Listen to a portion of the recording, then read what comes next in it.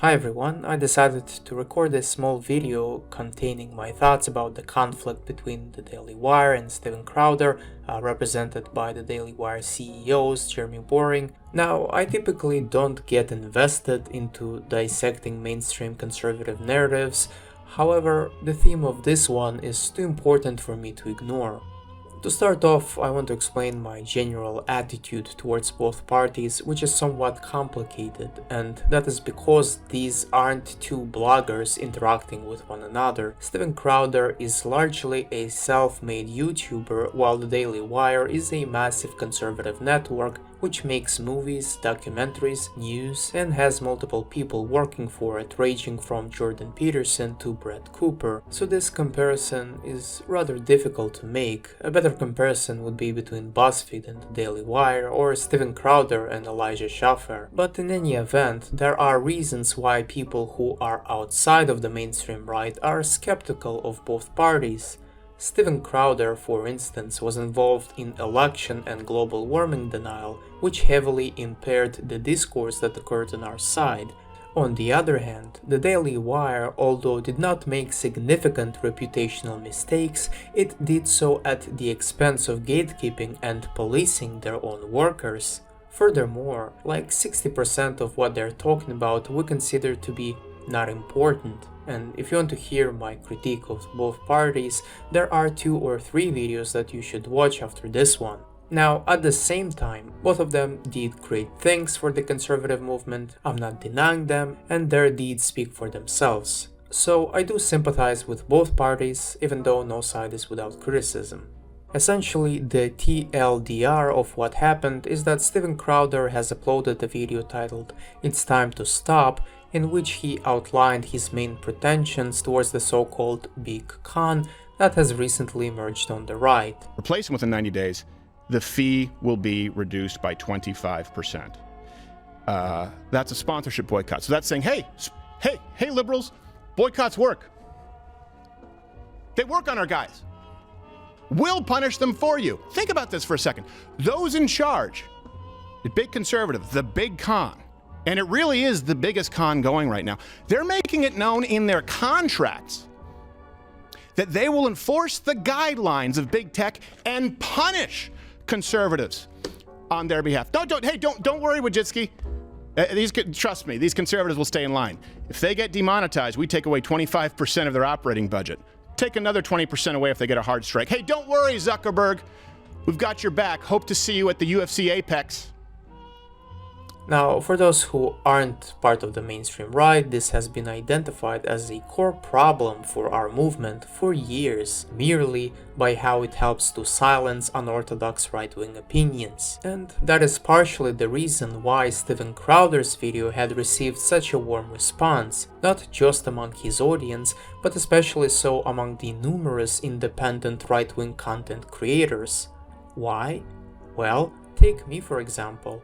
I'm already banned on Patreon, Discord, unmonetized from YouTube, and have been suspended from Twitter like 5 times already. This creates internal pressures to avoid similar things in the future, and if we want to speak the truth to power, we have to use obscure platforms like Rumble, Odyssey, and Subscribestar. By the way, I want you to subscribe to my Subscribestar. Finally, the other theme that Steven Crowder brought up was the ruthless exploitation of the Daily Wire employees, and some of it was even admitted by the Daily Wire CEO himself. If anything, we're understaffed by 50%. We ask more of our employees than any other company probably in America today. We drive people incredibly hard. However, when his video response was finally out, which I must admit came out rather quickly, I had the chance to look at it through another perspective, and as it turns out, Steven Crowder had admitted the fact that he would be getting $50 million a year just by making content for the Daily Wire.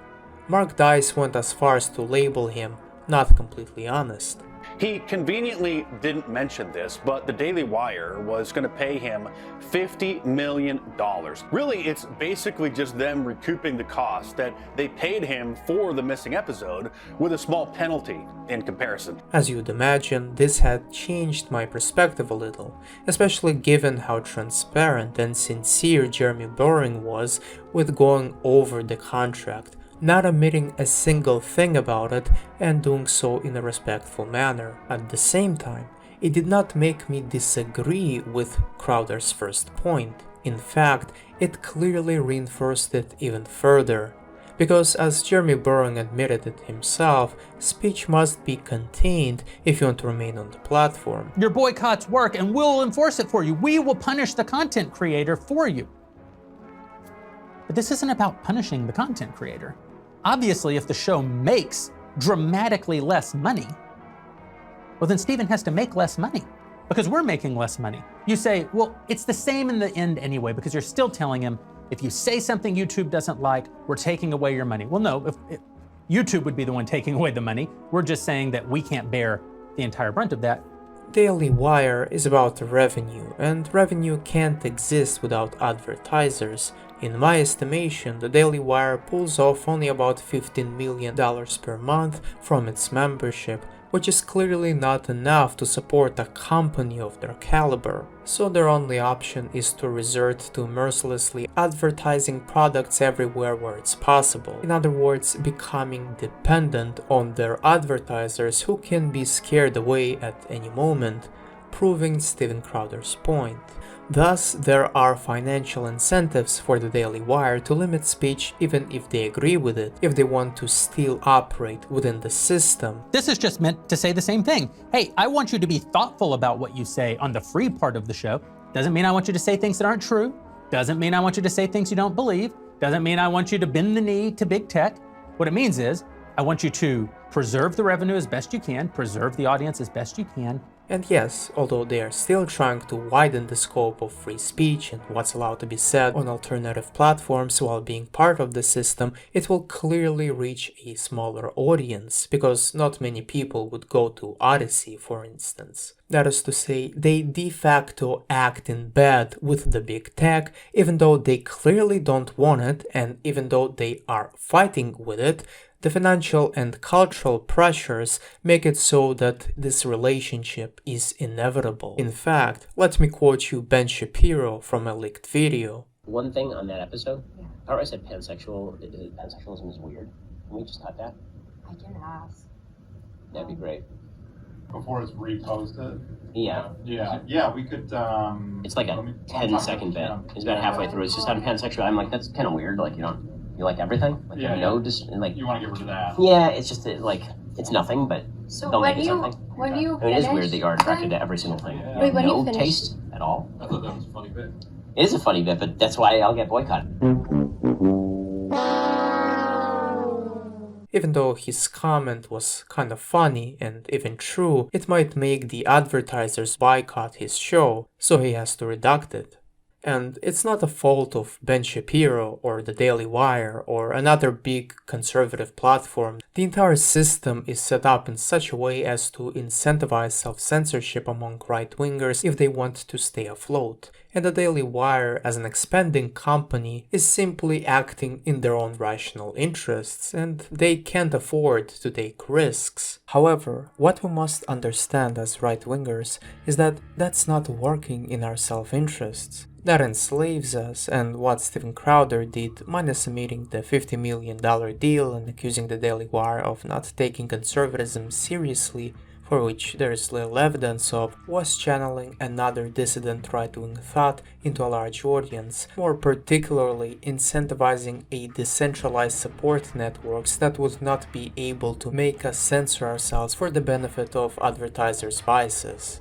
One of the reasons that you are subscribed to this channel is so that you can learn about being a better right-winger, what to believe in, what to disregard for no supporting evidence, what to focus your attention on the most, but also how to organize and resist the left. Unfortunately, by playing into the biases of the advertisers and the leftist social mobs which pressure them to be even more biased and censorious than they are already, we thereby limit the scope of what we say and how we say it. I certainly don't wish to end in a state where I am some sort of a controlled opposition or a puppet of the left. Thus, the most appropriate right-wing response in this case scenario is to support fellow right-wing content creators through decentralized ways. Only then we are able to construct better arguments and remove ourselves from the bounds of social and financial pressures. Without doing so, things will get even worse, because as time progresses further, the society will drive further towards the left and it will become even more intolerant, and thus the demand for censorship will only rise. Too bad that the Daily Wire doesn't understand that to the extent that they should. That was all I had to say for today. What motivates me is not money. Of course, everyone here likes nice things. They want to make a living. You've heard me say this many times. I want to pass the torch. I want there to be someone else to do this. It can't happen if this is how our movement is structured.